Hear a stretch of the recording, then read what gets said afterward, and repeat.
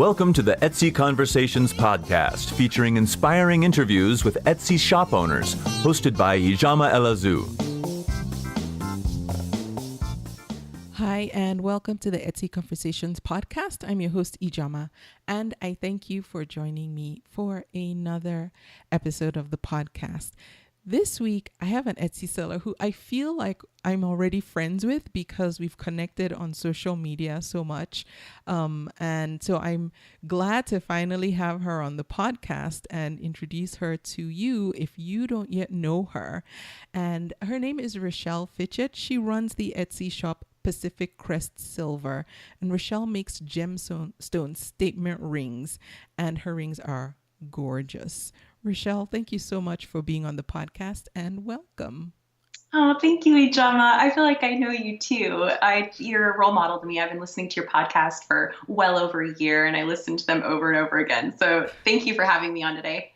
Oh, you're welcome. I tell people, like, I'll tell my family, oh yeah, my friend from, and they're like, where? I'm like, oh, Instagram or Etsy. And they're like, that's not really your friend, right? I'm like, yes, she is.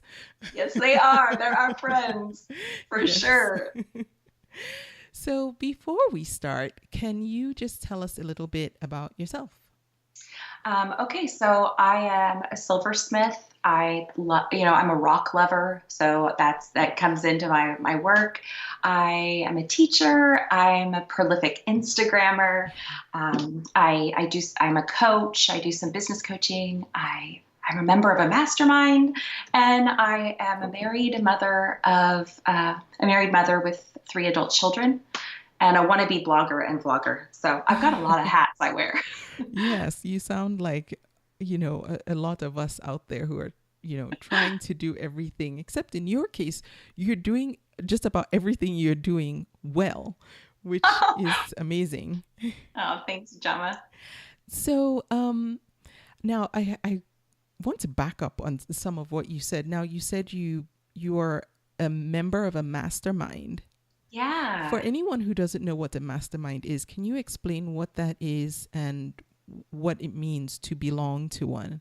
So that is a small group of individuals who get together in a very committed way, in a harmonious way, with a specific goal in mind. So for the mastermind that I'm a part of, our goal is to become more efficient entrepreneurs through Etsy. So we're all local Etsy sellers, and we meet in person, and we really help each other become better small business owners and better creators, and we share resources, and we kind of get very critical with each other in looking at each other's Etsy shops and how we're using social media, and help each other grow in a way that maybe we can't help ourselves grow when we're on our own in our studios. I love that. So in essence, you're like a team, but not really a team, because Etsy teams are massive usually. And the other thing that's unique about you is you're all local. So do you get to meet each other face to face, or do you video conference in on a regular basis just to check in? So it's a small group of 5 women, and we are all Etsy shop owners and living in this small town of Anacortes, and we meet at a local coffee shop. Wow. How often? Once a month right now, but we miss each other.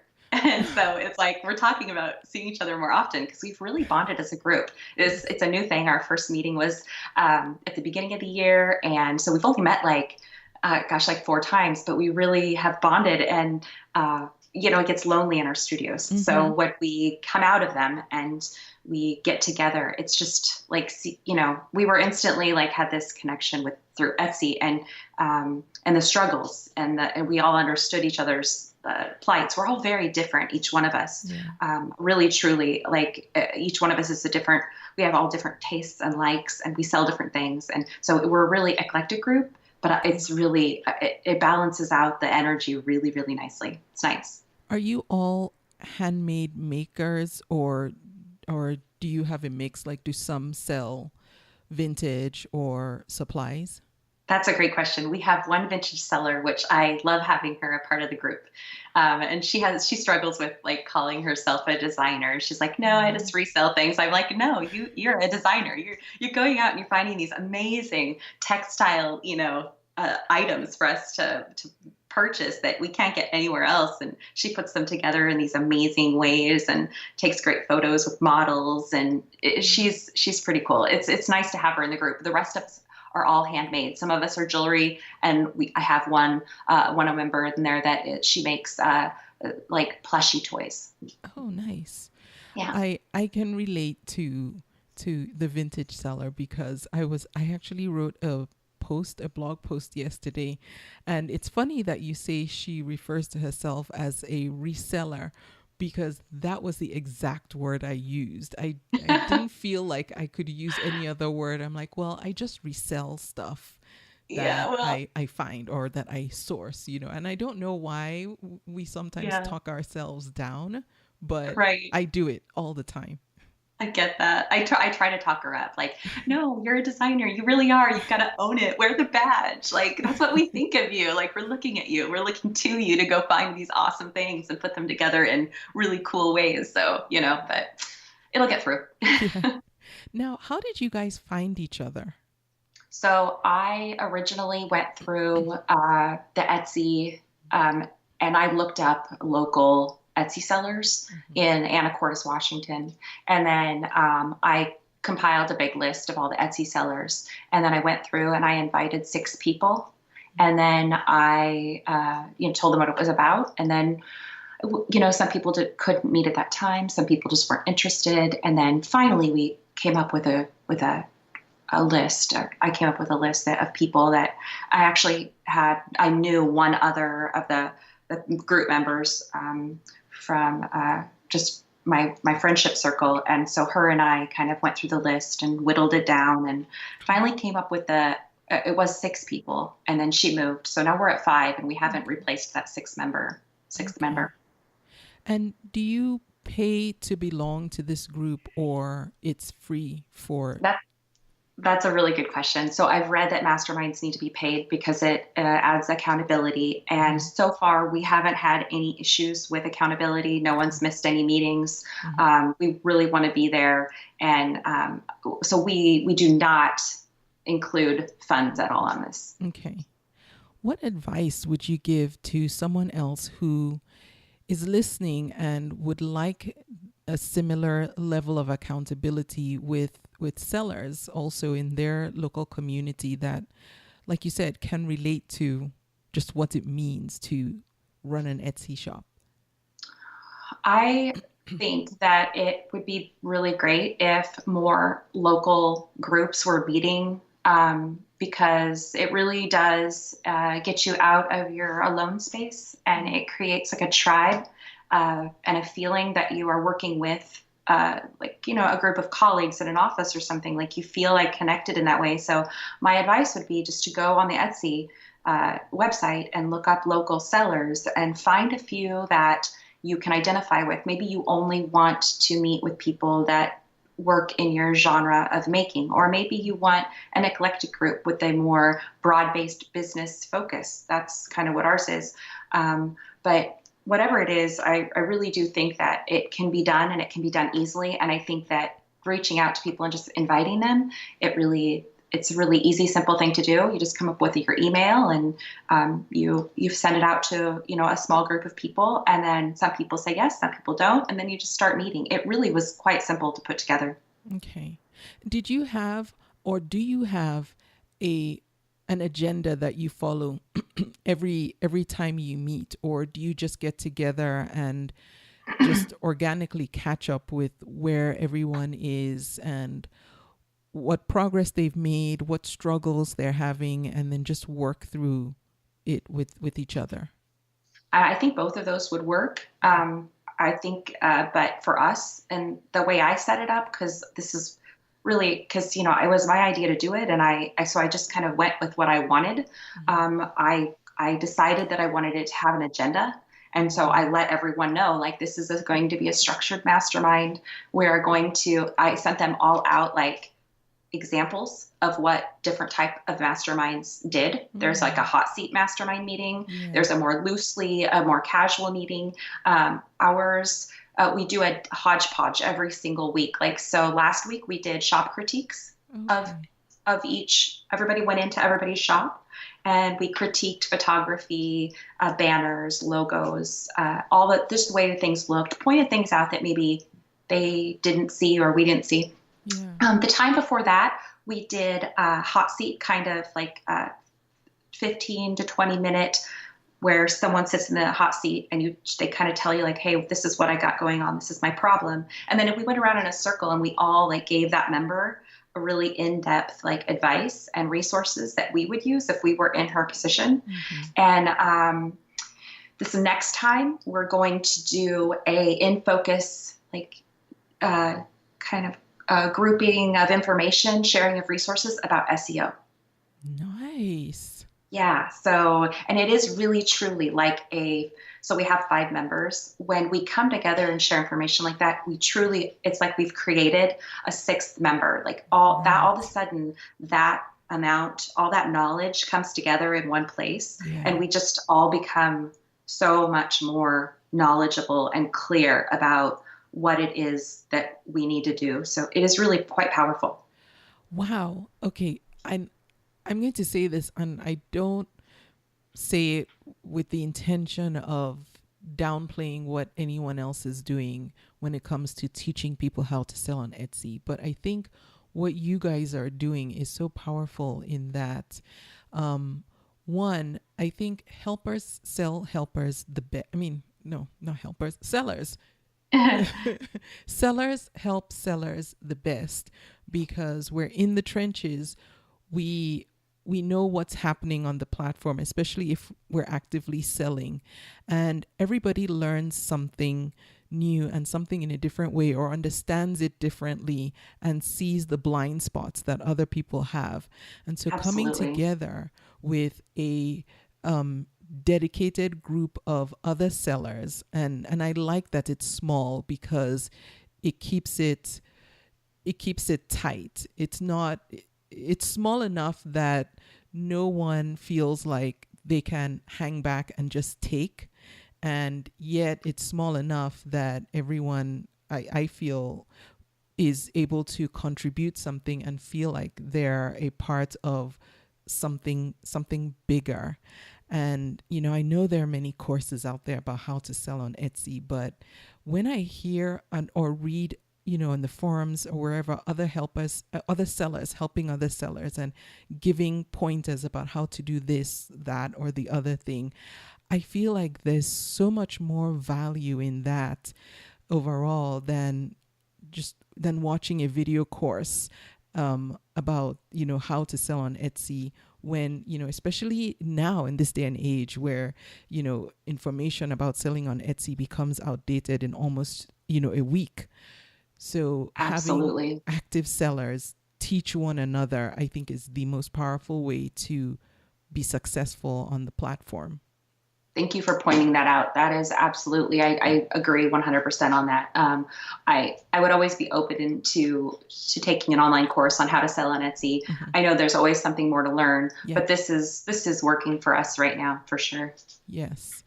I wish there was a way I could organize a system so that other local sellers can find and connect with other local sellers in their communities and develop something like that. I mean, that's a great idea. I have these ideas and I have no way to implement them, but I just see that as being such a powerful thing to be able to do for the community, because seriously, more than paying for another course, if you could find 4 or 5 other committed, dedicated sellers who, Yes. aren't looking to gripe about what changes are happening on Etsy. You're selling on there. You intend to keep selling on there. Great. Let's figure out how to make it work. If you could find 4 or 5 other people local to you that you can get together and meet with face to face and just brainstorm and help each other, I think we would have so many more successful Etsy sellers. So I totally agree. And I don't even think people have, people get locked up in their studio, their workspace. They kind of forget that outside of the walls of their home or wherever they're selling from, that there are other sellers out there. Like I didn't even know, it didn't dawn on me that there were so many sellers in my little tiny small town, but there really are. There's soap makers and plushie makers and necklace makers and vintage sellers and someone working with wood. I mean, there's just so many makers. So I think people will be very, very interested. It would be interesting if, whoever's listening will go out and just type into their Etsy search, like people that are in their town, like sellers that are in, Chicago or whatever, that they would pop up and you could just see all of the people around you. And that's an interesting, fun little thing to do. Yes. And I will say, grow a thick skin and prepare for some rejection. For sure. Yes, because some people might not be open to it. Some people might feel like you're scamming them. I mean, spamming them for, reaching out unsolicited. So get ready for that. But, be professional and be kind as you reach out and try and connect with other sellers. And I think it could just open up so many good doors for it really does. And that point that you said about being professional, like the way you send out your invite is kind of going to set the tone for the group. So if you put it out there very professional and like very serious, it keeps the people that also want to be professional and serious interested in the group. And it'll turn off the people that aren't professional and serious. Yes. And then that was what I wanted. Now, if you want something light and bubbly and we're just going to have coffee and create friendships, now that is legitimate, social grouping as well. And, you send out your invite with that like attitude and you're going to attract that group. So it will come naturally. However you formulate your emails is how you're going to create the tone for those meetings. So yes. Yeah. And a mastermind, I just like to point out, is different from a meetup because with a meetup, I don't think there's the same level of commitment. With the meetup, you can opt to attend or not attend or, say you will and then don't. With a mastermind, there's a level of commitment that I feel should be taken a lot more seriously than just a regular meetup. For sure. And typically in a mastermind, if you don't show up to a meeting, you have to write a letter to your group and ask them, if you are welcome back. Like it's supposed to be quite a serious matter if you don't show up. So we talked about that at the beginning of the mastermind, like, hey, how serious do you guys want to be about this attendance policy? And we didn't really come to a firm decision on that, but no one has missed a meeting. Yeah. We all know, we're all very committed to it. And we do know that at the beginning, it was very, it was underscored, like this is kind of a mandatory attendance. When you're not here, the group truly suffers. Yes. Like we're missing a huge part of the energy of the group. And so you have to be here. Yes. And everyone has been good about stepping up to that plate. And I think even just having that conversation alone is enough to, I guess, put the fear of God in everyone. Like, okay, the fact that we're talking about this means I cannot joke. I don't want to disappoint my group. I better show up. Yeah. Yes. Lovely. Wow. Okay. Thank you for just going into that. That really just caught my attention. And I'm glad we talked about that. I hope that gets someone's mind, gets the wheels turning for someone who is just looking at how to break through to the next level. There is power in just having other minds help you. There really is. Yeah. There really is, Ijama. So much power. Now, let's talk about your Etsy shop and what you do. I know I said already at the top that you make gemstone statement rings, but I know it's more than just that. So what's your Etsy story? So I make very large rings. I think that is mostly what I am known for right now, is I have like a 5-stone turquoise ring that literally covers the whole finger. It's sizable, it's big, it's shocking. And I have a group of clients that really love the bigger the better, the more shocking, the more eye-turning. So I work every day to create jewelry that is going to be extremely bold and is going to turn some eyeballs. That's usually my goal. I take rocks, I take finished cabochons, and I set them in very, very thick silver, which ends up creating a very heavy-duty heirloom quality ring. I'm glad you said the word cabochon. I've never actually said it out loud because I've never known how to pronounce it, but I've seen it written down and always been too afraid to say it. Yeah, it's a weird word. Yeah. So now, where do you, if you don't mind me asking, No. how do you find the stones that you work with? Not necessarily who do you source them from, but Got just, it. yeah. There are three main platforms where I get my stones. One of them is Instagram, one of them is Etsy, and the third is eBay. Really? Yeah. Wow. Yeah. How do you decide which stones you want to work with? I get a strange feeling about a stone, and that's usually the one that I have to purchase. Like, I don't know. I have no idea. It just, I'll look through thousands of stones in a day. Okay. And I will flip through images like super, super fast. And then one will just pop out. And then I'll be like, oh my gosh, there it is. I usually take about an hour or sometimes 2 hours a day sourcing stones just to find that one stone that is unique and different and is going to strike someone's heart in the same way that it struck mine. So that's how I do it. So because you buy from these sites, does that mean that you don't necessarily source in bulk at wholesale rates, or are you able to do that even? I have, but okay. I find that I can't create a uniquely combined statement ring with lot cabochons. They just really they turn out to be a better designed ring if I hand pick the stone. Usually I'll get a lot, and if that makes the stones much cheaper, but there's usually only one really, really good stone in there. And I just don't have time for that anymore. The stones have to be perfect. Okay.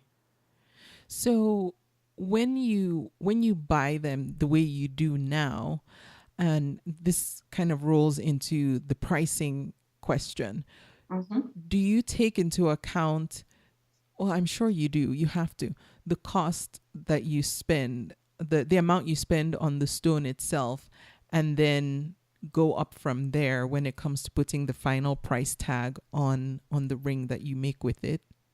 Absolutely. So I charge my customer what I was charged for the stone, and that is including the shipping that I spent on it, any taxes I paid on it, whatever the cost was. That's what my customer pays for that stone.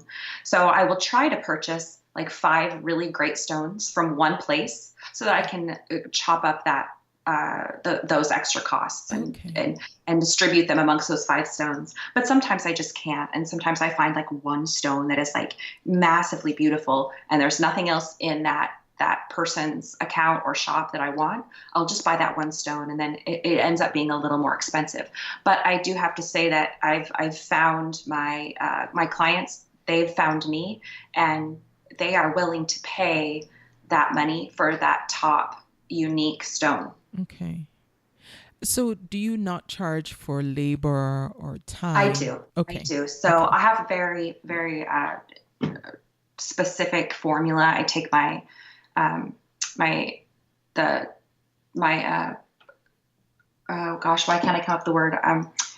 The items I'm using, my stones, my silver, the cost of my items that I'm putting into the ring. I add overhead, which I came up with by studying my QuickBooks and and figuring out what I was spending beyond, silver and stone, like, my consumables on my Dremel tool and all those things, the saws that I use every day, the chemicals I use in my studio. So I have it all in there. There's an overhead cost that goes with it. And then I charge labor based on the Bureau of Labor and Statistics, the mean hourly wage right now for what a silversmith or precious metal worker makes. And that's how I determine my labor costs. And then I add a profit margin. And that profit margin is reflective of, one, how long I've been working, two, how much my work is in demand, and how good and how high my craftsmanship is. So as my work has gotten better and more visually appealing, I will increase the profit margin over time. Oh, wow. That's like the most intricate price calculation system I've heard so far. Well, Jama, I've had such a hard time with pricing at the beginning. I hated like pricing my items. I hated taking people's money. I didn't like it at all. It just felt terrible. And then I started with the mindset of the service that I'm providing, and that people need this service. Like, we've been ornamenting our bodies since the beginning of time. Like, it's something that cultures have always wanted to do, to reflect who a group is, or to reflect who you are personally. We do it to communicate to people who we are before they even see us. And so it's like, the clothes you wear. But this is, jewelry. These are rocks and things we put on our ears and our necks and our fingers. It's like makeup. It's like the curls that we put in our hair. It's really no different. So it's a service that a person needs and wants, and they're going out to find it. So I really had to get smart on pricing so that I felt good about what I was charging for my work. So that formula, one, came from Etsy, because Etsy sent it out to me. Their formula, though, was way above what I could charge. Like, I was just astronomical if I used their actual formula. So I tweaked their formula just a little bit, and I did the labor, the cost of materials, the overhead, and then my labor charges, and then I tweaked it with not the profit margin they suggested. Now, so all that said, what is your philosophy, or what are your thoughts when it comes to putting your products on sale? I usually don't ever put my products on sale. In fact, I just put my products on sale for the first time last week. Oh, for the 13th yes. anniversary? Yeah. Yeah, and I was a little late to the plate on that. I usually work for the same labor. No matter what, I don't ever decide like, oh, hey, today I'm going to reduce my hourly wage. Like, it doesn't make any sense to me to do that. Yeah. When I come into my studio and I work, there's an hourly wage that goes into it, and it would be just like going to work as a teacher in a public school. Like, you get paid the same amount, the same hourly rate every hour. I want that in my workspace. That's how I've set it up. But the reason I put my items on sale this last week was for a specific reason, is that I've come to realize that my work has really changed in the last year. And after I had a shop critique from my mastermind group, and I had kind of taken a fresh look at my shop and who I had become, and the changes that had happened, that maybe it was time to flush out some of the older styles that I'd no longer use, or will probably not make again. And I would like to see them go and then get my shop a little more fresh and on point. Okay. So it's a way to that you're hoping to offload some inventory or move some inventory, I should say. Move some inventory, yes. And every single ring has an owner, and I don't feel like those rings are unattractive or not worthy. It's just that the style has changed over time. And I do believe that when you are a jewelry maker and you have a shop, or any kind of maker at that point, like when a person comes in, they want to see some continuity across your products.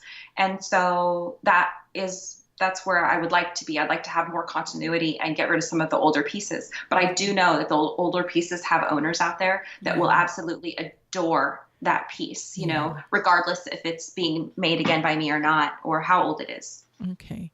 Have you ever had a piece that hasn't sold? And if so, do you just keep it in perpetuity till it gets sold?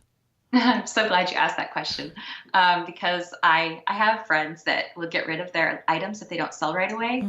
And I just don't do that. All the rings sell. They all sell. Okay. It's just sometimes it's a year later. And it doesn't matter to me because the relisting cost is very nominal.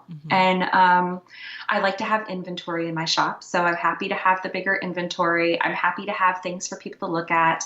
I'm happy to meet the needs of different people, you know. So I leave them in there, and eventually their owners find them. So yeah, they just stay. And I think that's also a good thing about the Etsy platform is that the cost to keep products in your shop until the right owner comes along is pretty minimal.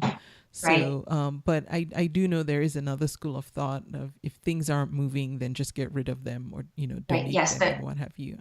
There is, right. Yeah. And I think some of that also depends on what your products are and what you're selling. For sure. If they're like for me, even though I haven't done that, because I do sell vintage items, there are some things that I guess at some point I could just take off from the store, and I don't know what I would do, redonate them, you know, take them to a Goodwill. But for me, I also still think that it's worth it to just pay the relisting fee till the right owner comes along. For sure. Now, so you're a silversmith. Are you self-taught or are you formally educated in silversmithing? That's an interesting question. I learned how to make earring or pendants and post earrings from a silversmith in my hometown. I worked in her studio for a few months. I kind of helped her make her things. She showed me the ropes. And then I'm a migraineur, and I get migraines very often. And they usually interfere with my ability to hold down a job for a long period of time. So I had come up with a swarm of migraines, and so it took me out of her studio. And I was really perplexed, like, what am I going to do? You know, like I can't teach anymore because I was teaching. And then I'm like, I can't even be in this like super chill environment in a woman's studio working with silver, having total fun.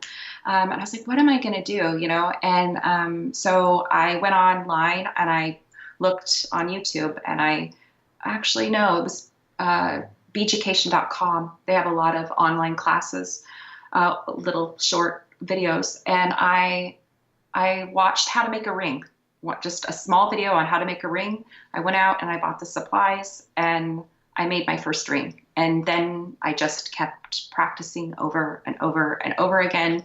And now this is where I'm at. Here we are. What was the website you said you went to? Beeducation.com. How do you spell that?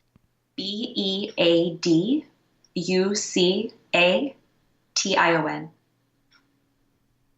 Okay. All right. So I will link to that in the show notes for this episode. So anyone who wants to check them out. Now, do they offer lessons in anything else?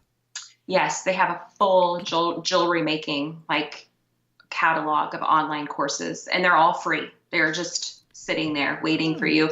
Now, they sell supplies. So, you know, when you're there, and I did buy supplies from them, and I still buy supplies from them. And when I encourage other smiths to get working, I send them over to Beeducation to order supplies, because there's things over there that I like better than from other suppliers. So their online courses do generate, clients of their own. Okay, I see. When it's written out, I can see what the word, it's bead education. Beeducation, okay. yeah. I was like, what's she saying? Bead I know, education? it sounds weird. Totally. Okay. So, how did you discover Etsy, and what brought you onto the platform to sell your rings? So I came to Etsy just as a buyer. I bought a Mother's Day gift from I think it was Tied Up Memories. It was a necklace, a turquoise necklace for my mom, like a long, long time ago. And then when I had bought little things here and there because I knew they had really beautiful handmade goods. And when I sent gifts, I want something special. And I don't like shopping. I don't like malls. So it's just easy for me. And so when I had the migraines get worse, and I was like, wait a minute, I could make these and sell these from home through Etsy. It was just, if they're doing it, why can't I? Right. So then did you immediately open your Etsy shop, or did you first try and educate yourself about the platform? No, I totally just jumped in. I didn't read one thing on on the seller's handbook. I literally just pressed make a shop. I spent 2 days coming up with a name. I and then I threw up a listing. Just get it done. Has your name been the same since day one? It has, yeah. Oh, okay. And for anyone, again, if you don't remember, it's Pacific Crest Silver. So then along the way, you must have figured things out, which, a lot of sellers do is, we just jump right in and figure things out as we go along. What did you find were the most helpful resources for you as you were learning to figure out the platform and just get better on it? Well, your podcast for sure. Like literally, thank you. Like it is such a huge, huge wealth of information. It's literally kind of like the mastermind meeting I go to. Like if I listen to a podcast or an Audible book on my headphones every day, all day while I work. So I'm always constantly absorbing information and learning from other people. And your podcast, I mean, gosh, you've been doing your podcast since what, like 2014? 13, yeah. Gosh, it's such a long time. That is amazing. So congrats on that. Like that's so awesome. So I literally take all the information that you put out and that the people that you're interviewing put out, and I use them and I put them to work, and I tweak my shop and I tweak my listings, and some of the stuff changes so rapidly, so some of it, you can't apply all of the stuff like the SEO and stuff, but other things I do. And so the podcast has been downright, like hands down, the thing I use. My mastermind group, of course, is a huge resource. And then I do use the Etsy Seller Handbook when I need the nitty gritty in a way that is quick and down and dirty, get it done. Right. Yeah. Okay, great. I know that a lot of sellers do that as well, like just come right on. And would you advise someone listening now who is still contemplating opening their Etsy shop to educate themselves a bit first because Etsy is changing, or jump in and then just go with the flow and learn as you go? So I do business coaching. Just started it, and the last person I coached when we met, she, of course she's not on Etsy yet. I mean, she wasn't at that time. And what I told her was, I've got a to-do list for you to do. I want you to pick out an Etsy name. I want you to talk with your family, figure it out, come up with a list, have them whittle it down with you. I want you to make a listing, get it ready, like get your photography for a listing. Mm-hmm. I want you to go on Etsy.com and set up a shop. And I said, if you have any questions, go to the Etsy Seller Handbook. I said, it is an overwhelming piece of data. So don't try to read it from front to back. Just read what you need to feel comfortable with opening a shop. And then once you get your listing up, then watch how it plays out. Go look at other listings like yours, look at tags, and then just start organically learning. And I feel like for me, and I can't say that I would tell everybody this because we're all so different, but I feel like the organic learning and growth helps it not be so overwhelming. So when I put up my first listing, I knew no one was going to see it. So I wasn't like there was any risk involved. I was just like, there's my listing. It's up there. My shop's going. The work is done. And now I just need to get back to work. I need to make more rings, get better at what I'm doing, put up a listing, go check the market, see what the people are tagging, see what's popping up at the beginning of the search bar, the search engine type of thing. So that was my advice to my new, the person I was coaching, and she did it. She went in, she set up, she told me she was scared. She was like, I'm not comfortable with that. That sounds so, scary. I was like, I know it does. I promise there's no risk. It's 20 cents and no one's watching you. Like, you can do whatever you want right now because no one's watching you. So it's really the beauty of having a new shop. And so that was about, I would say 6 weeks ago, maybe a month ago. And she's already got 2 sales. And and she's got her inventory. She's at 13 rings right now. So she just jumped in and did it, and it's working. Yeah, I like that because I'll give a personal example. So over this summer, I decided I want to expand back onto eBay. I actually started selling on eBay. I heard this. I heard you got back on that. That's cool. Yes. And so I thought, and I don't know why I did this. I'm like, okay, because I'm a reader. I love to read. I will read cereal boxes if there's nothing else to read. Yeah. And so I went to the library and I borrowed a book on selling on eBay. And it was really thick because it was one of those dummies books, and it had 9 of them in one volume. And I thought, this is great. I'm just going to learn everything. I'm going to devour this book. And the more I read it, the more I just thought, this doesn't make any sense. Not that the book itself didn't make any sense, but reading the theory about how to sell on eBay was so different than getting on my computer, reactivating my account and starting to put listings up and figure things out, because eBay is kind of intuitive. There's some things that you have to learn for sure. Right. Yeah. But it's like Etsy. For the most part, it's intuitive enough that you can put something up for sale, and then you can come back and tweak it as you learn. Oh, I need tags. Oh, I need to fill up all my tags. Or, oh, I need to use certain words so that when somebody is searching, my product shows up. Absolutely. Things like that. And eventually I thought, okay, there's no point spending all this time reading this massive volume about how to sell on eBay when really all I need to do is just get in there and do it. So and get it done. Yeah. Yeah. So I like that. That's what you told your client. And speaking of business coaching, how do you get clients? Are you open to taking on more clients? And do you only coach people who want to sell on Etsy?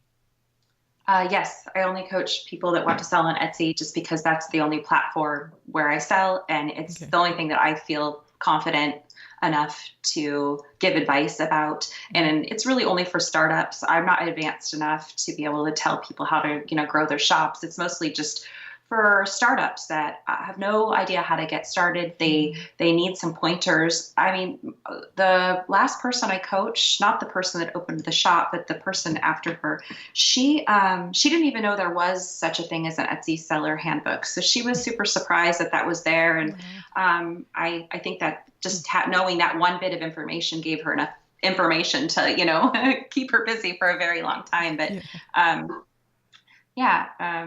How do your clients find you? Okay, they just Instagram mostly. I have quite a few silversmiths that follow me on Instagram. I also have quite a few people that want to be silversmiths that follow me on Instagram.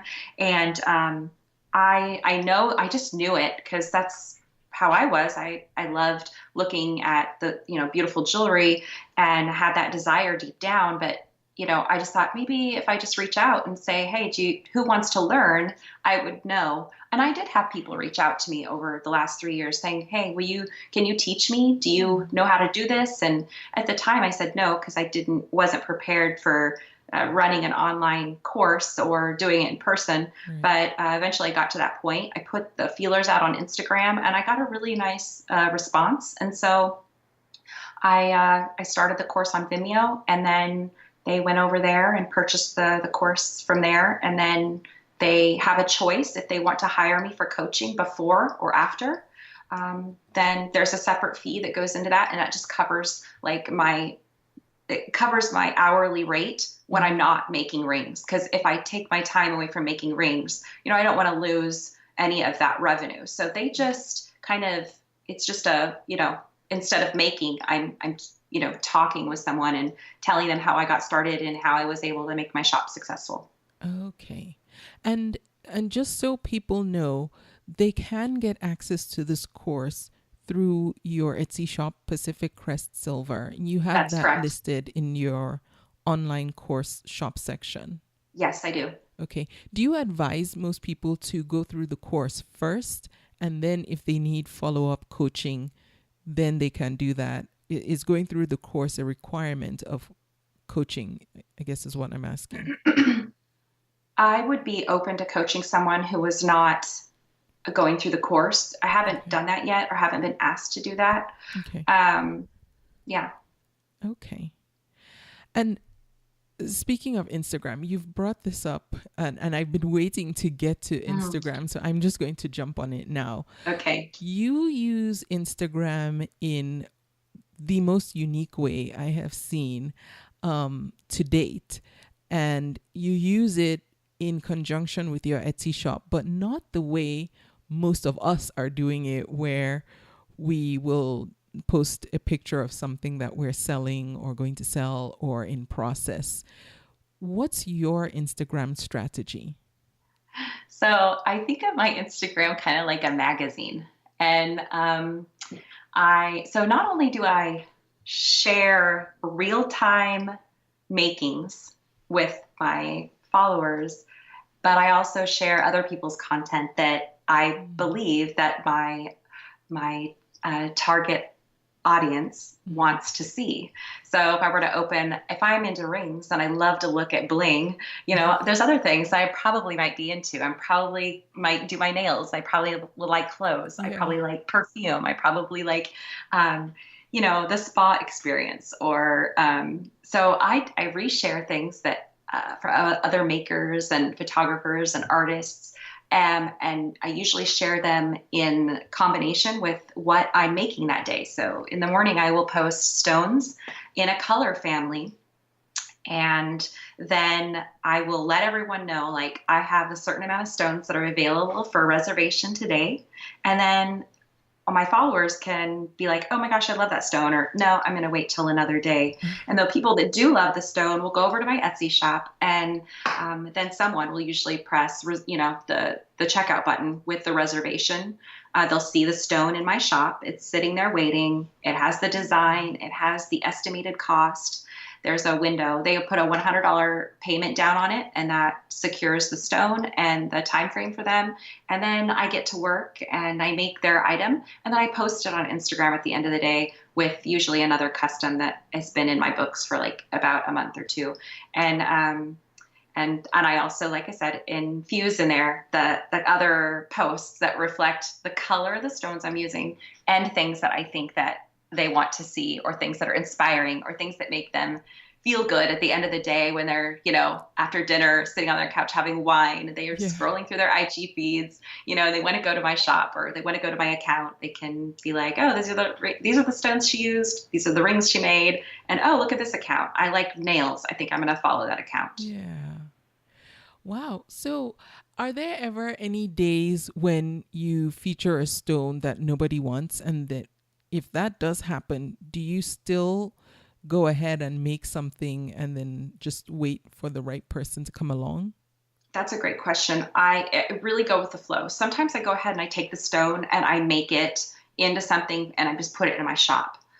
One, it gives me inventory. Two, it gives shoppers something to look at when they're in my shop. Sometimes people aren't there to buy, they just want to look, and that's totally fine. And I want them to have things to look at. So I will think, what can I make today that will sit in my shop that someone's really going to love to look at? So I'll do that. But if I'm having an off day, like say I'm having a migraine or whatever, I will just set the stone aside and I'll just make the one custom, or usually it's two customs, because I'll usually do two customs a day and then one reservation custom from that morning. But usually so I'll either set it aside or put it in the shop. Okay. So with this system you have, am I right in assuming that you don't really have to store a lot of inventory then? No, my inventory is getting smaller and smaller by the day. I used to have 125 rings in my shop, and I don't have that many anymore. It's getting pretty low into the fact where I'm starting to get a little like, oh no, my inventory is getting low. Like, how am I going to fix this? I've got 63 items right now.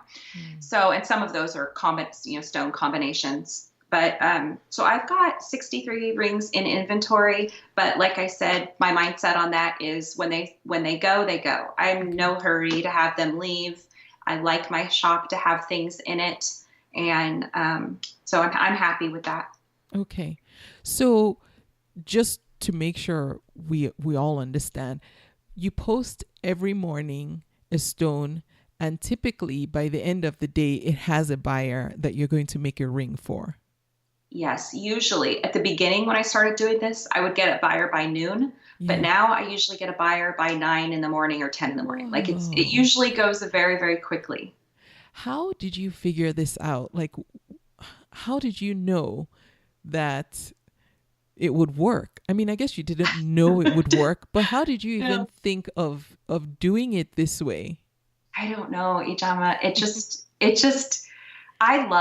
I love Instagram. Like, and I've always loved Instagram. I've been using it for many, many years in different ways. Like I have a hiking Instagram. I have a camping Instagram. Like I just have all sorts of I love the platform. So I kind of understand how people use it for entertainment. Yeah. And I had this idea that I was going to start these colors. I had this dream. This is a really weird thing. I had a dream about a rainbow, and it was a really vivid, striking dream that bothered me, and it had something to do with my business and a friend that had passed away. It was a very meaningful dream, and after that dream, one morning I saw the Pantone colors that were put out in 2017. They're 2017 fall colors, the New York Pantone colors, and it kind of resembled a rainbow. And I was like, oh my gosh, a rainbow, stones, colors. I could do color days. And then I was like, my dream, colors. Oh my gosh. And then it just clicked.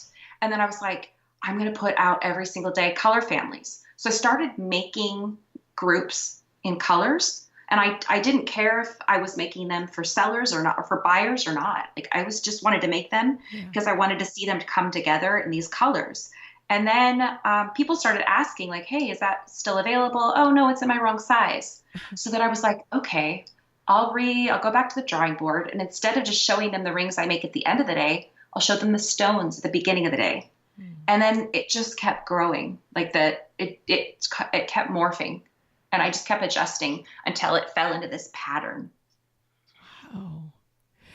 I'm smiling because I'm thinking, wow, Rashel dreams serious dreams. My dreams just now seem so meaningless. No. I was eating cotton candy at a fair. That's good stuff. I know. So is this a strategy that you think could work for other types of sellers or sellers of other types of products? I haven't really thought about that. Obviously, I know other silversmiths could use this strategy. And I'm trying to think of another way off the top of my head, another maker. But I'm sure it could. I think it could be applied in so many different ways, but I think it would take a little bit to go through and come up with them. Yeah. Yes. I think one would have to get really creative, thinking outside of silversmithing, how you Yeah, could apply this to your own craft. And right. But wouldn't it be interesting to watch that happen in different, like, I think that'd be really cool to see. yes, I know. That's what I was thinking. I mean, on the one hand, you know, I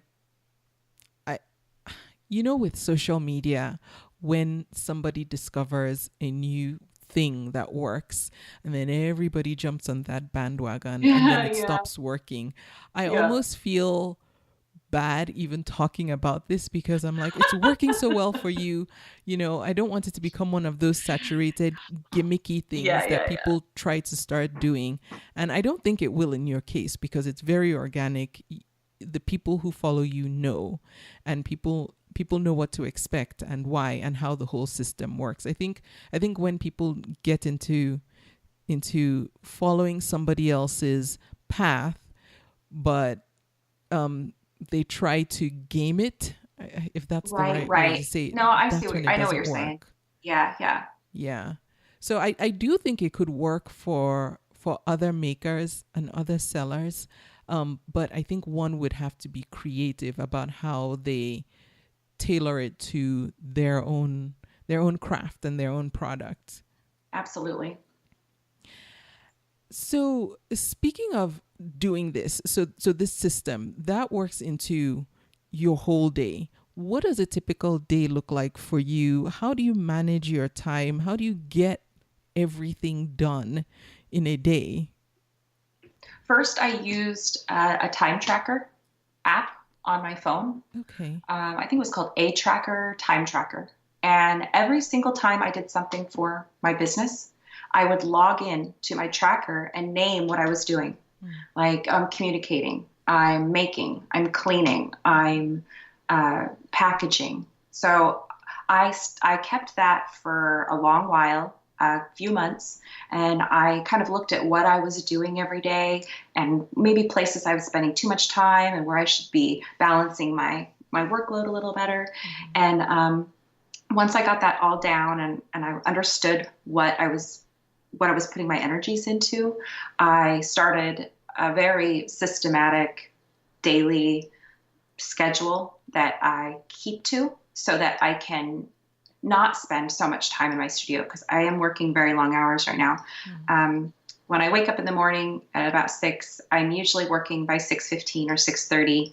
I connect on social. I go to Instagram and I start interacting with my clients and even non-clients, like just making relationships with people and talking to them. Then I post my stones that I'm going to be working with that day, and if there's let everyone know like this is what I have today, or I've got nothing extra today, but watch what I'm going to do, please. Like this is fun. And then I take a break. I'll usually do some journaling. I exercise. I'm a trail runner, so I try to get out and get connected with the forest and do that forest bathing thing. Yeah. When I get back and I get ready, I clean my studio. I get things really organized so that I got this Zen thing going on where like everything feels good. The energy in the studio is right, like with a candle or, things are clean and organized. Then I'll log into Etsy and I'll start doing my admin work. I'll communicate with customers via conversation. I will pack and send my orders, and I usually spend time sourcing stones. I will check all of my favorite suppliers to see what is new out there, and then I will switch gears and start making. And then I will make and build my baubles all day long, and then at the end of the day, I photograph them, I list them, and then I push them to Pinterest, Facebook, and Instagram, and then I go have family time. Okay. I was going to say, when's the family coming? It's in the evening. Well, my kids are all grown up. They're all adults now. So Okay. nobody's waiting for mommy at the end of the day. They're all doing their own things. And it's usually just my husband. And we go and we have coffee together and dinner together. And we'll take the dogs on a walk or something. Okay. Okay. So it makes a big difference not having little ones in the home. It For really sure. does. Yeah, I spent most of my adult life being a stay-at-home mom, caring for my children, and so now this is kind of my time, and I'm, doing this thing, and they all understand because my 18-year-old daughter still lives at home. She's moving out in a couple weeks, and my older child, my son, he's back at home while he's adjusting to a new job. He just relocated, so he's staying here for a little bit. So I do have two of them still at home, and but they understand. They aren't demanding anymore. Yeah. And thank you to your husband for his service. I know Oh, he thank served you. in the Navy, Yeah. right? Yes, still in Yes. the Navy. He's not Yes. quite retired yet, but he's getting ready to retire. Yes. Yes. Thank you for that. To Oh, him. thank you. That's nice, Jama. Thank you. I'll share that. And you mentioned that you're also on Pinterest and Facebook because you post to those platforms as well. How much time do you devote to those other platforms? Very little. Okay. Very little. I just started using Pinterest a little bit more the last couple weeks. Actually, ironically, just kind of coming up with boards that are inspiring that I think maybe my clients that follow me over there might want to see. Okay. And because we all see things differently, we all pin different things and want to look at different styles and fashions. And I know that there's a group of people that like my eye on color and design. And so I thought, you know what? I think I'm just going to start pinning things that I like and create some color boards and some jewelry boards. Like, what does a 24-inch chain look like? What's a lobster clasp?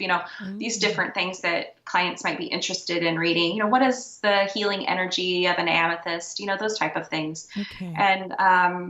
And so I just started using Pinterest a little bit more, but typically I literally just go over and post a picture to Facebook. I pin them on Pinterest and then I'm out because it's, when I get started in the morning at 6:30 and when I finish at 6:30. So I am just, I am exhausted by the end of the day. So I usually don't have a lot of extra energy for anything other than Instagram. Right. And you find it fun. So that makes a big Oh difference. yeah, I love it. I'm a little obsessed by it. I can't get enough when I'm working. I can't wait to get to the next thing. And so those are the only 3 social media platforms that you're on. Okay. That's Well, I do have a Twitter account. I can't figure it out over there. I wish I could. I want to. I understand what it is definitively. I can't get it to work for me. good. I know. It's so funny, I think, how all our brains just process things differently. Absolutely. As soon as I got on Twitter, I was like, oh, I get this. That's And awesome. then I got on Instagram and I was like, what? What? I don't know what to do here. I'm supposed to put a picture and then what, That's awesome. I love it. Yes. But then in addition to all that, you also are running your own website, pacificcrestsilver.com. Yes. When do you focus on that? What's the main purpose of that platform?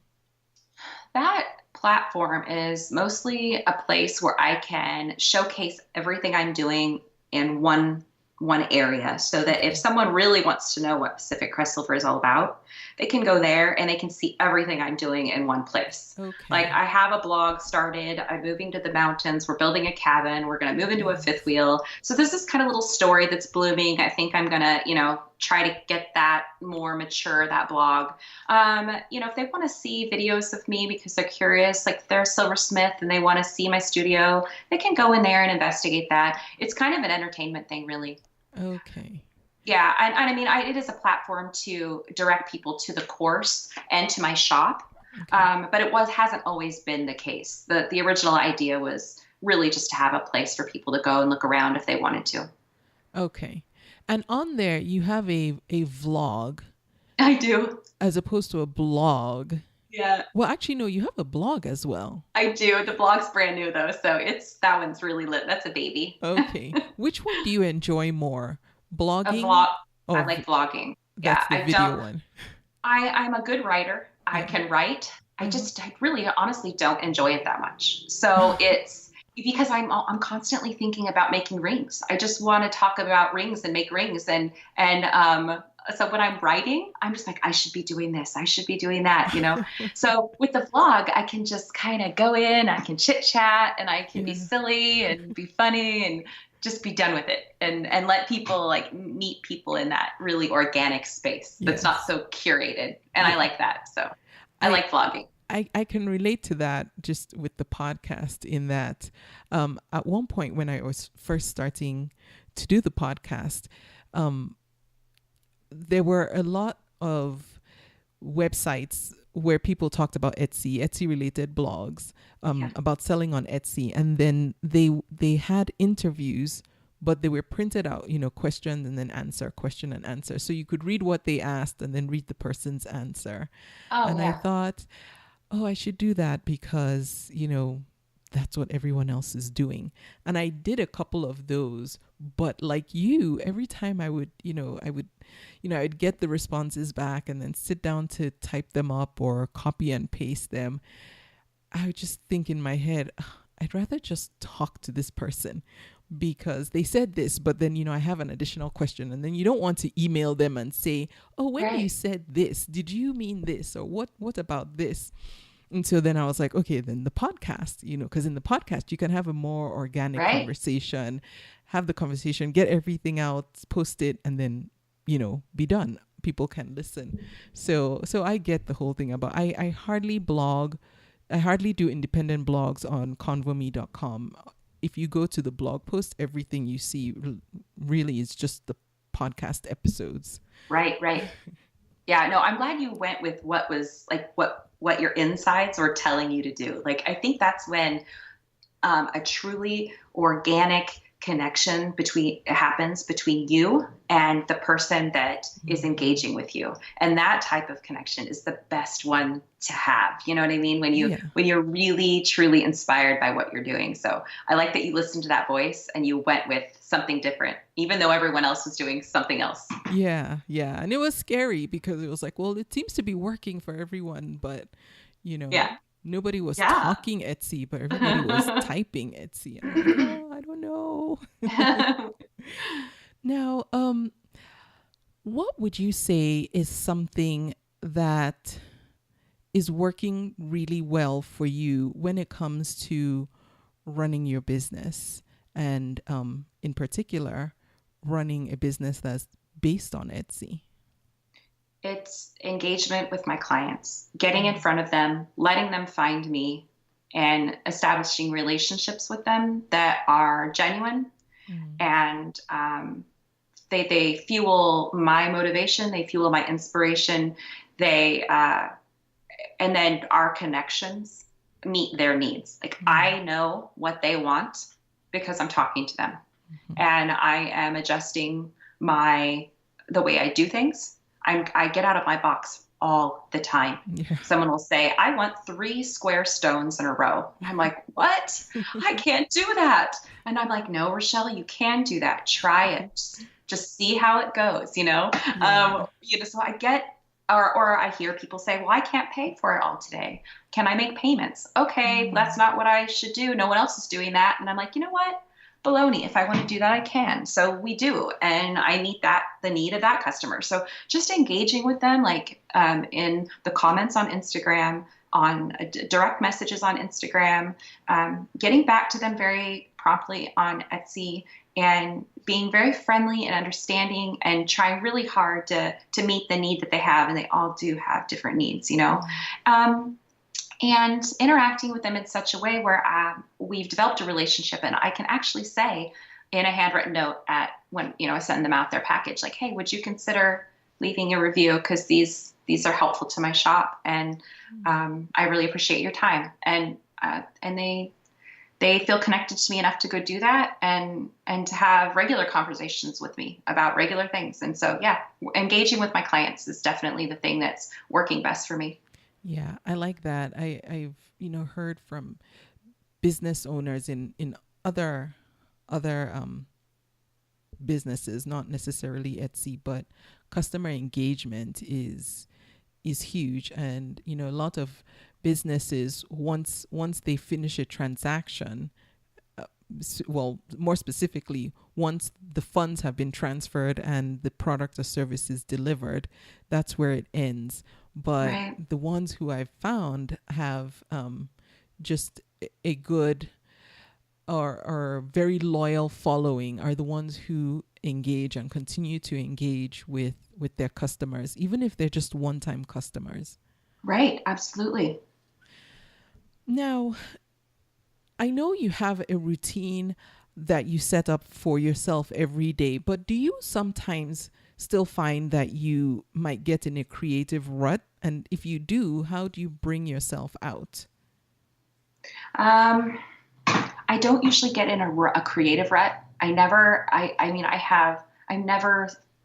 out of ideas. There's so many of them, I can't keep up with them, but I get exhausted sometimes. And sometimes I get mentally fatigued in this way where I need to back away. And usually I will go out of town when that happens and go to the mountains and just get away from everything, clear my mind. I do not check my social media. Well, I can't because I don't have self-service, but so I literally physically take myself away from my studio and my ability to communicate just so that I can regulate a little bit because it can be exhausting with the constant conversations with so many people all the time, and there are a lot of them, and the long hours can be tiring. Or like if I get in the mood, like my husband's out of town right now, and I like him to be around. I'm just happier when he's around, and so I was kind of brooding and kind of moody, and I walked into my studio and I was like, ugh, like I didn't want to touch these stones, and I was like, what just happened? Like that's never happened before, so one, I need some homeostasis. I need my husband here. Like I need things to be a certain way, and but yeah, so I go with the flow a lot. I haven't typically had too many ruts. Yeah. Now, so you've been selling on Etsy since 2015. Are there any lessons or any lesson that you learned the hard way and you can potentially help someone who is listening right now avoid that? Yeah, I had, as my business grew and I started getting more orders, I was working too fast. I was trying to keep up. I was trying to be speedy about everything. And I switched the items in an order. Mm-hmm. So 2 clients got the reverse, their rings went in the wrong package. Oh. Well, that was also in the middle of an international sale. Oh, no. Yeah. Oh, no. So it was definitely an oh no moment. So, my lesson out of this, it was that I have to have an absolute hands down, non-negotiable system for packing my orders in a way that has 0 mistakes, because that was a costly mistake. And I had customers that, they were very nice about it, but of course they were disappointed. They wanted their bottle right now, Yeah. One of them was a custom, and it was a very large custom. And so I felt bad. And I fixed it in every way I could possibly fix it, but it was a good lesson. So now I have a very intricate system for packaging. My shipping label never leaves my printout, and I double and triple check that the ring I'm sending out matches everything. Because sometimes I can have 5 items going out at once. If I get interrupted, or I'm out of that system, a mistake could happen. Yes. So. Yeah, I hear you. Oh my goodness, I would be horrified. I was horrified. I was sick to my stomach for days. Yes. Well, because it sat in customs. It sat in customs for forever. Oh. And then the person that was picking it up, she was leaving for Italy. So she wasn't even going to be home to get it. Yeah, it got worse. It was just a wreck. I know. When those things happen, you're just like, okay, it will be over soon. And then what? She's leaving the country. You're like, no. No, oh no. So mindset is a really big thing for me, Ijama. It's all about mindset. And I truly believe that I have to mark it on my calendar that one of these things is going to happen a year, not the mix up in packaging, but one thing that makes me sick in my stomach for a day or a week where I can't fix things right away. It's going to happen. It's going, it's coming. Be ready for it, put a sticker on my calendar, like in June, and say, oh, that thing's going to happen. So when it does happen, I'm not surprised. I'm like, oh, this is a part of small business. I'm a one-woman operation. Yeah. Mistakes happen. Do the best you can to fix the problem and move on. Yeah. I like that. Do you put it on your calendar every month? No, I just mentally, I know it's coming. Okay. Like, wow, that's serious. No, I wonder if I should do that. No. I have a calendar on my wall, and I literally, like, once a quarter, I expect to have a bad day. And once a year, I expect to have something icky happen that's going to really suck. Yeah. Okay. I think that's a good way to look at it too, because then you're still taken aback when it happens, but you're not like thrown for, big, huge loop, because you kind of expected something was going to happen. Right. Because we're not perfect, mistakes happen. It is just the nature of a small business. And I try to be really gentle on myself when those things happen. And when I do feel shocked and scared and sick in my stomach, like, how am I going to fix this? I back that up with like a mantra of like, it's okay. This is normal. Everything gets out of whack in life in all sorts of different places. Your business is no different. Yeah. Just fix it and move on. Yeah. Now, Etsy is changing so much. Yeah. And, it's just the nature of business. Every business has to adjust to their new normal. And for those of us who are selling on Etsy, we also have to adjust to the new normal of what is Etsy. Are there any features that currently you don't see on Etsy that you would like to see them implement? And on the flip side, what particular feature or tool that Etsy offers do you particularly enjoy and appreciate? I would love to be able to have a video, like the Instagram videos, in a listing, mostly because I can really show the quality of my product by holding it in my light box and videoing it. And I don't need much time, maybe 15 seconds even, just to have the person see like the flash of the stone or what it looks like moving in my hand. I would love to be able to have a video in there. And I know I've heard a lot of other sellers on your podcast say the same thing. So I'm hoping that the new platform, that top tier one that they're coming out with, that you have to pay for, I hope that that's what that is, because I understand storing video costs a different amount of money than just having photos. So it makes sense to me that I would have to pay for that. And it's something I'll consider if it's in there. I will definitely. So I'm hoping I'm crossing my fingers there's the video option. I have troubles with the conversation system in Etsy. I will typically look at a conversation to make sure it's not an emergency. And then I want to come back to it later if it's not an emergency, I'll come back to it later, intending to come back to it later, to get back to the customer. But I get so many emails, so many messages that sometimes they get buried. And then I miss getting back to that customer. I think it would be very helpful if we had a system like Facebook has. If you have a business profile on Facebook, it allows you to mark a conversation as done. I would like to be able to mark a conversation as done. I think that would be super helpful in not missing conversations. So this is using it on a mobile device. No, it's well, you mean on Etsy? Are you speaking about Etsy? Yeah. No, it would be either way, desktop or through the app. I would just like to be able to look in my folder and have a check mark next to something that says, because once you open a message, that little notification or I think it's in bold, it goes away. Yes. So it's just, and because I get so many messages, I lose my people down there. So, and then I can't remember who I was supposed to get back to. And so that's, I wish there was a way to do that. Facebook does it. And I think that it would be nice to have them switch over to that. But something that I really love about Etsy that makes me stay there is the records management.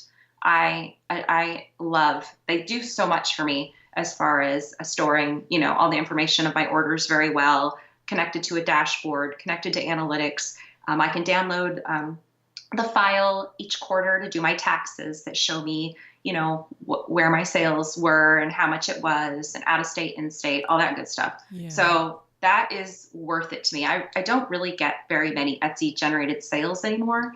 And someone had asked me, like, why are you still on? And I said, I like the platform. I'm happy with it. It does a lot of things for me in that regard. So I haven't thought about leaving.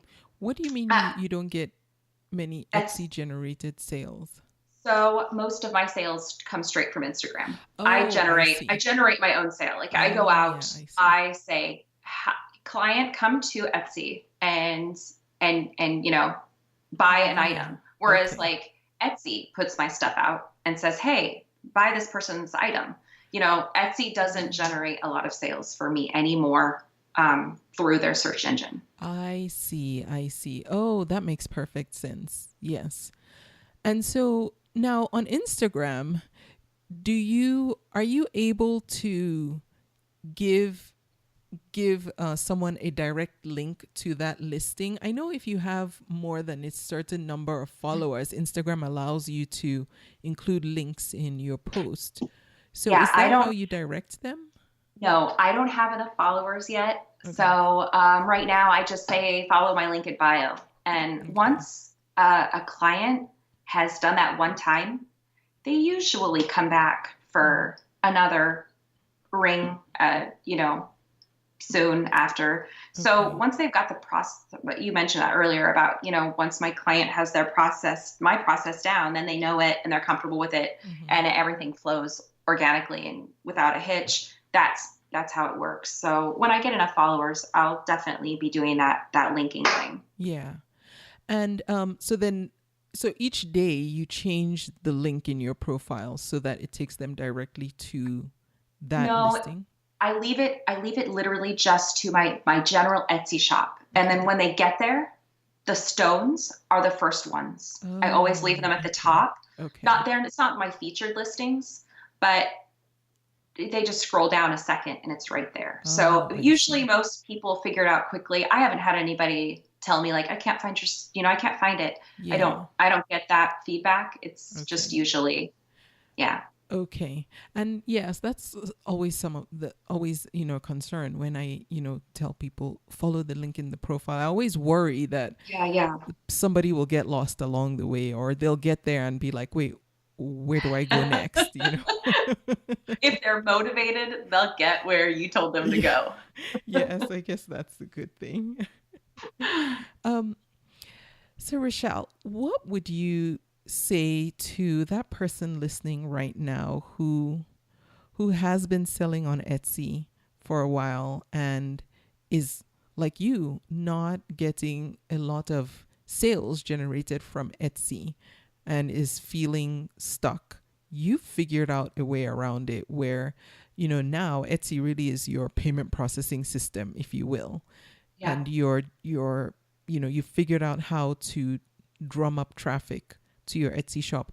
What would you say to that person who is listening now and is in the same position, not getting a lot of sales through Etsy, but doesn't want to leave? I would suggest using Instagram to put yourself in front of your target audience. And by using #study to see where they're at, what they're looking at, your tribe is out there. Like everybody has a tribe on Instagram. It's such an amazing place where, dog lovers, they have a group, they all know each other, they talk, they interact on posts.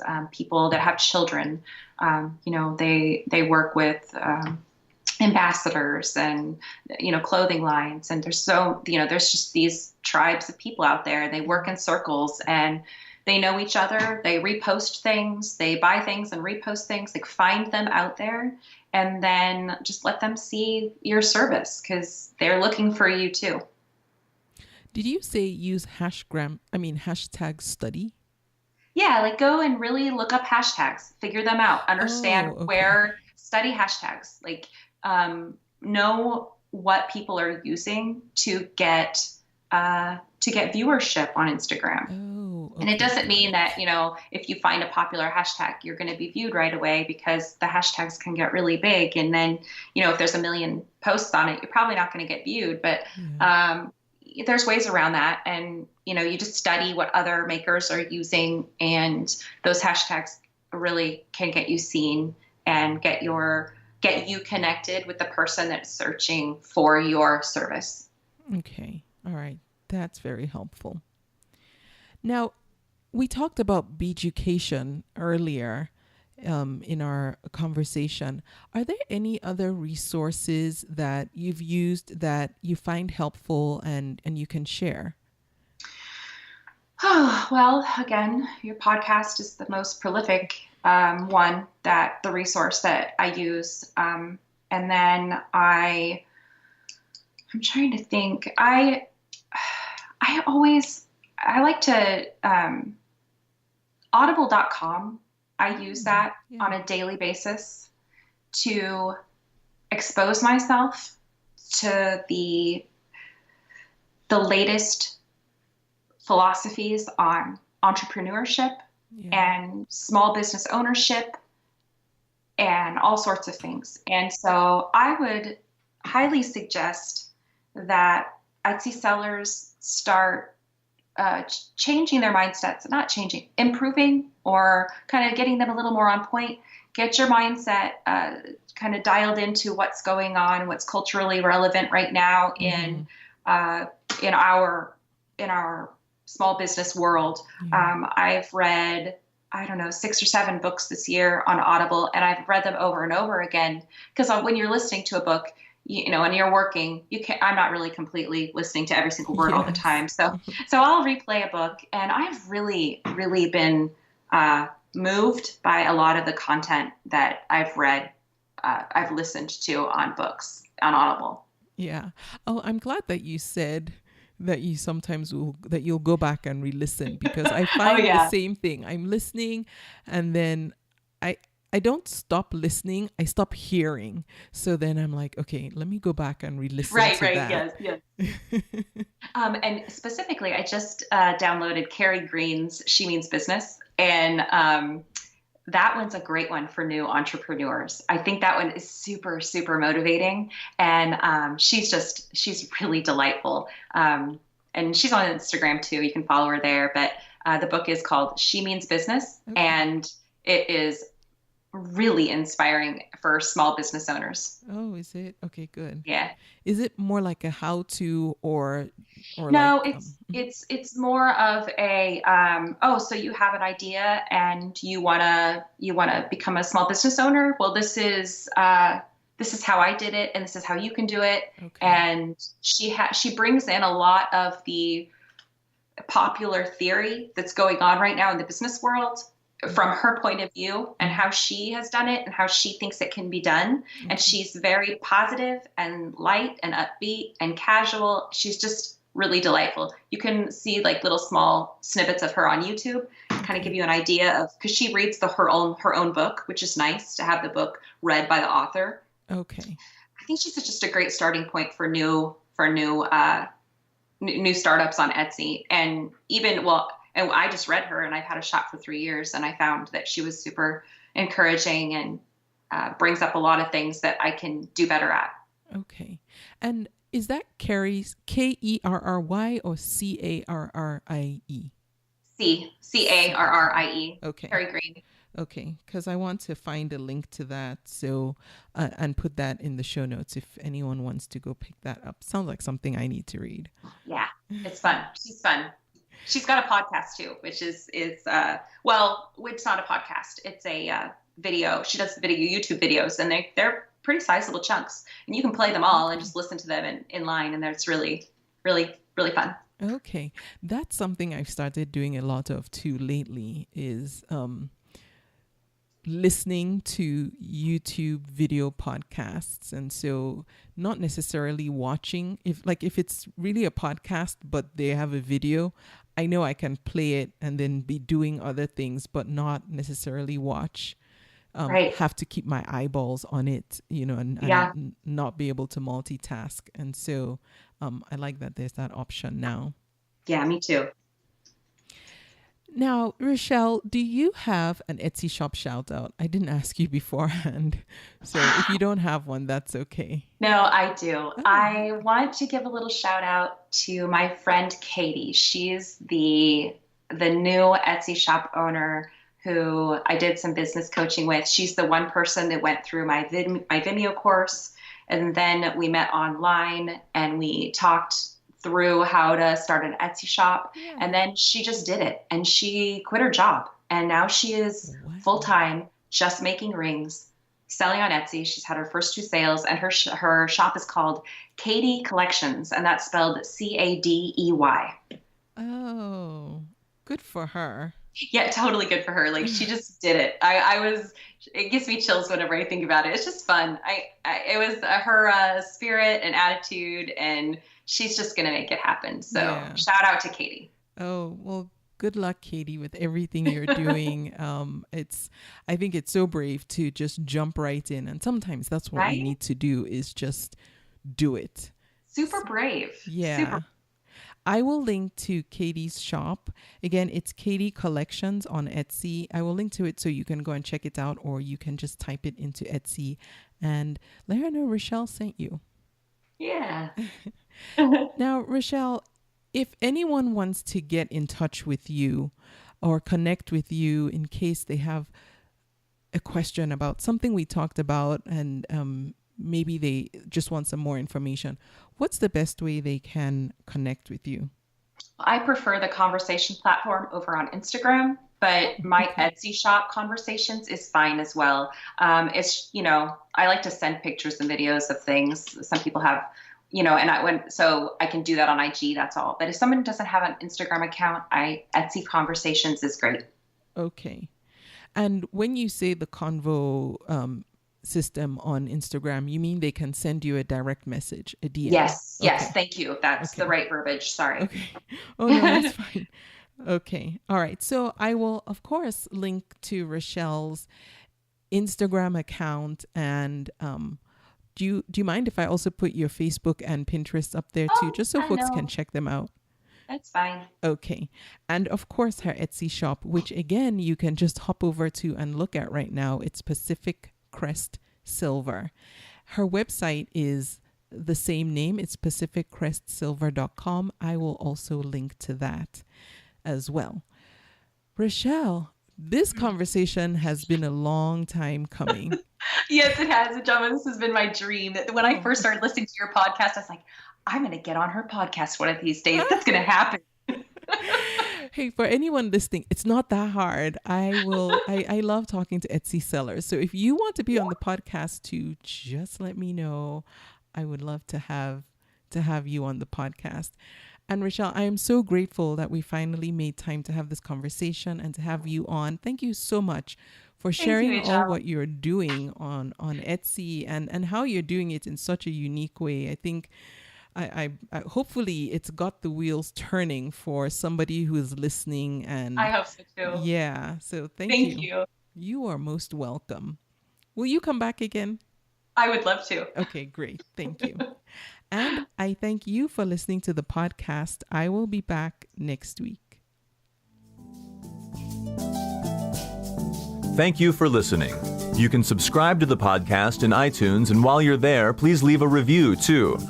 Visit convome.com to leave a comment or feedback on this episode.